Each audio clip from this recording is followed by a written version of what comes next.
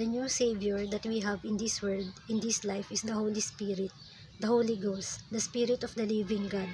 Jesus said, "But the Comforter, which is the Holy Ghost, whom the Father will send in my name, he shall teach you all things and bring all things to your remembrance, whatsoever I have said unto you." John 14:26.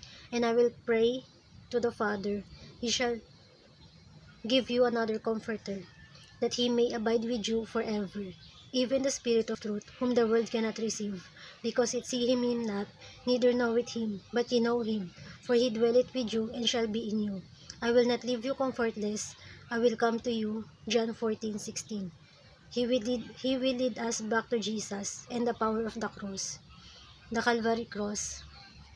He is the third person of the Holy Trinity. They are equal, yet distinct to each other, the Father, the Son, and the Holy Spirit.